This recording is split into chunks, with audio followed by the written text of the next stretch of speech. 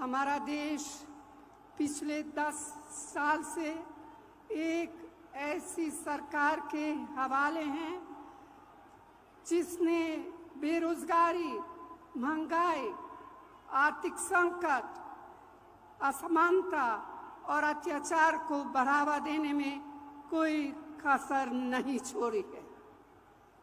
इस मोदी सरकार ने जो किया है वह हमारे आपके सामने है। इसीलिए यह समय हताशा से बड़ा हुआ है, लेकिन जान लीजिए कि हताशा के साथ ही उम्मीद का भी जन्म होता है। मुझे पूरा यकीन है कि कांग्रेस के हमारे साथी न्याय के दीपक को अपने सीने की आग से जलाएंगे और हजार आंधियों में उसे संभाल कर आगे बढ़ेंगे, क्योंकि यह देश सिर्फ चंद लोगों की जागीर नहीं है। यह देश हम सबका है।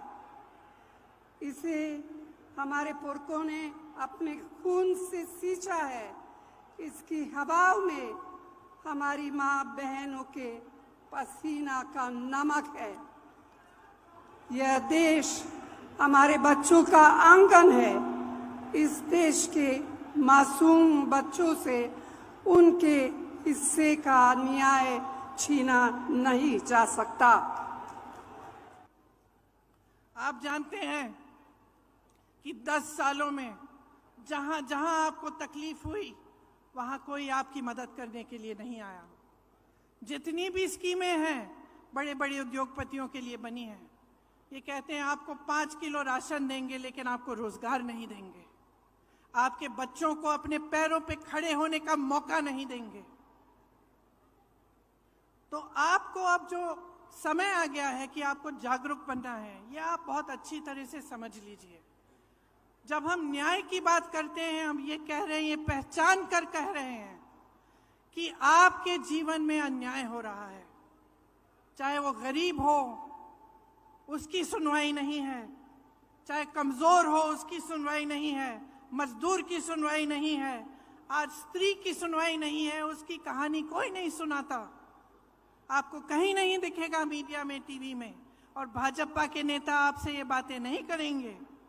चाहे ड्राइवर हो, ऑटो का ड्राइवर हो, चाहे माली हो, चाहे बढ़ई हो, चाहे हस्तकला में कोई काम कर रहा हो, इनकी कहानियां आप सुनते नहीं हैं।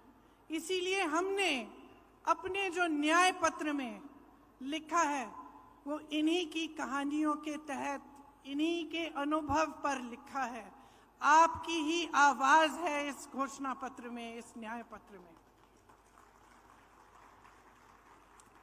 भाजपा के नेता मोदी जी एक खोखले संसार, एक खोखली दुनिया में रह रहे हैं। गाजे बाजे में, शोहरत में आपको सिर्फ अच्छा अच्छा दिखता है, बड़ी बड़ी इवेंट बाजी दिखती है।